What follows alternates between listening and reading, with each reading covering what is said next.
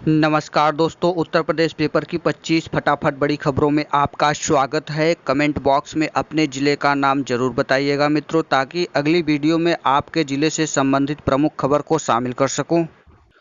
Corona के 8,392 नए मामले सामने आने के बाद देश में संक्रमण के मामले बढ़कर 1,90,535 हो गई है। वहीं 230 और लोगों की मौत हो गई है। वायरस के चलते संख्या बढ़कर हो गई है 5,934 मौत होने वालों की। वायरस में सबसे अधिक प्रभावित देशों की सूची में बात करें तो भारत 7वें नंबर पर आ गया है। केंद्रीय गृह मंत्रालय के अनुसार देश में अब तक 93,322 लोगों का इलाज चल रहा है, जबकि 91,818 ठीक हो चुके हैं। स्वास्थ्य मंत्रालय के एक वरिष्ठ अधिकारी ने कहा है कि अभी तक 48.19% मरीज ठीक हो चुके हैं। राहत की बात है कि उत्तर प्रदेश में कुल ठीक हुए मरीजों की संख्या 5,000 पार कर चुकी है। कुल 5,030 मरीज स्वस्थ होकर घर जा चुके हैं। सोमवार को 187 मरीज ठीक होकर अस्पताल से मुक्त हो गए हैं। 222 मरीज की मौत के बाद अब एक्टिव केस 3,109 है। सोमवार को कोरोना के 296 नए मामले सामने आए। सबसे ज़्यादा 27 मरीज नोएडा में पाए गए हैं। इसके साथ ही अब तक 8,361 लोग संक्रमित की चपेट में आ चुके हैं। इनमें यूपी लौटे 2,288 प्रवासी श्रमिक शामिल हैं। पिछले 24 घंटे में कोरोना संक्रमित 4 मरीजों की मौत हो गई है। मेरठ में 2, नोएडा में और अलीगढ़ में एक की जान गई है। अब तक 222 लोग कोरोना से अपनी जान गंवा चुके हैं।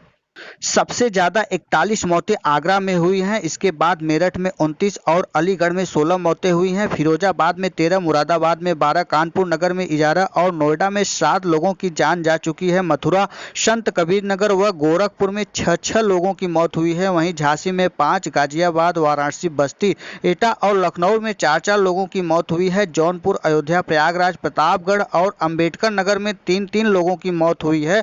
बुलंदशहर, आजमगढ़, बिजनौर, बरेली, जालौन, चित्रकूट, मैनपुरी, उन्नाव, कुशीनगर, हापुड़ और सिद्धार्थनगर में 2 लोगों की मौत हुई है। बाराबंकी, मुजफ्फरनगर, रायबरेली, अमरोहा, इटावा, महाराजगंज, बागपत, श्रावस्ती, कानपुर देहात, महोबा, ललितपुर, फर्रुखाबाद और देवरिया में 1 लोगों की जान गई है। बीते 24 घंटे में नोएडा में 27, गोरखपुर में 24, संत कबीर नगर में 24, बस्ती में 17, आजमगढ़ में 16, लखनऊ में 13, मेरठ में 12, मुरादाबाद में 10, मैनपुरी में 10, सिद्धार्थनगर में 9, आगरा में 9, वाराणसी में 5, कानपुर नगर में 3, गाजियाबाद में 4, फिरोजाबाद में 1, जौनपुर में 1, बाराबंकी में 3, अलीगढ़ में 7, बुलंदशहर में 4, अयोध्या में 3, गाजीपुर में 2, अमेठी में 2, प्रयागराज में 3, संभल में 8, बहराइच में 2, प्रतापगढ़ में 1, देवरिया में 3, सुल्तानपुर में 2, मुजफ्फरनगर में 6, लखीमपुर में 1, गोंडा में 2, अंबेडकर नगर में 4, महाराजगंज में 3, कन्नौज में 1 मामला सामने आया है 24 घंटे में।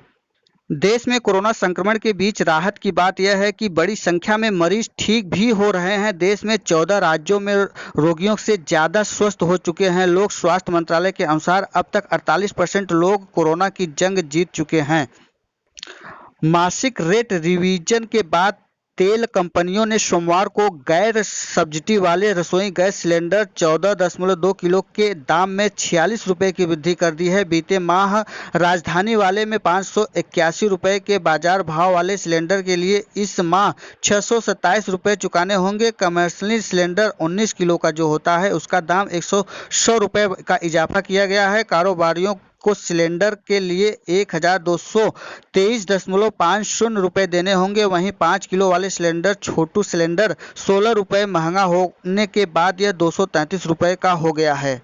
भारतीय विमान नियामक ने विमान कंपनियों के लिए सोमवार को कुछ नए दिशा निर्देश जारी किए हैं। डीजीसीए ने कहा है कि उड़ानों में सीट आवंटन इस तरह से करें कि जहां तक मुमकिन हो बीच की सीट खाली रखी जाए। नए निर्देश 3 जून से लागू रहेंगे।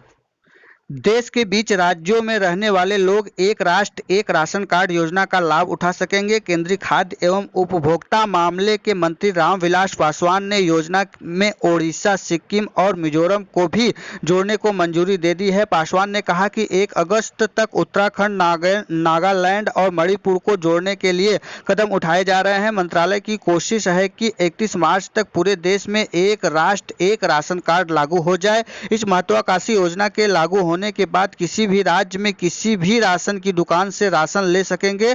अब तक एक राष्ट्र एक राशन कार्ड योजना 17 राज्यों में लागू थी। एक माह पहले ही इस योजना में उत्तर प्रदेश, बिहार, पंजाब, हिमाचल प्रदेश व दमन द्वीप को भी शामिल किया गया है।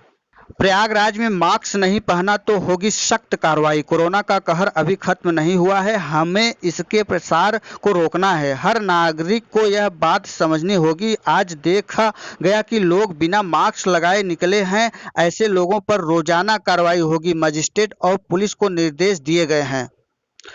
प्रयागराज जिले में और 4 लोग कोरोना पॉजिटिव मिले हैं। संक्रमित 3 लोग मुंबई से लौटे हैं। सभी को कोटवा L1 अस्पताल में भेजा गया है। जिले में अब कुल संक्रमित लोगों की संख्या 92 हो गई है।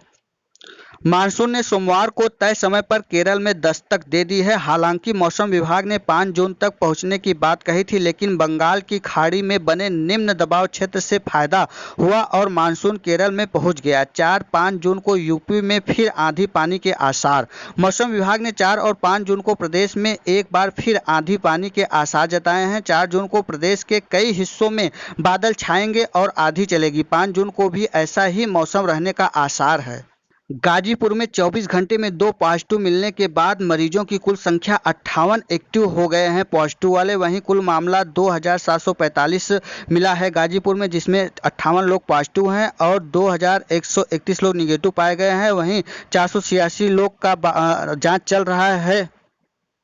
कोविड-19 कोरोना वायरस के संक्रमण से प्रभावित नंदगंज थाना क्षेत्र के गांव कुर्बान सराय तथा बड़ूनपुर को सोमवार को जिलाधिकारी ओम प्रकाश आर्य ने कंटेनमेंट और हॉट स्पॉट एरिया घोषित कर दिया है। कासिमाबाद के नसीरपुर के सुरवत में एक साथ 14 कोरोना पॉजिटिव मरीज मिलने के बाद संपूर्ण एरिया को कंटेनमेंट जोन बनाया गया है। इस क्षेत्र के आम जनमानस को भी आना जाना पूर्ण रूप से प्रतिबंधित कर दिया गया है।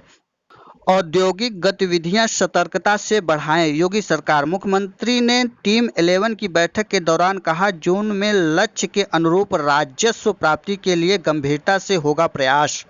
कर्मचारी पॉजिटिव निकला तो साथी भी क्वारंटीन होंगे। कर्मचारियों का नंबर दर्ज करें। कार्यस्थल पर प्रबंधन कर्मचारियों के आने पर उनका पता, मोबाइल नंबर और उनके लिए हस्ताक्षर के लिए रजिस्टर रखें। संभव हो तो छोटे बच्चों और गर्भवती महिलाओं को कार्यस्थल पर न आने दिया जाए।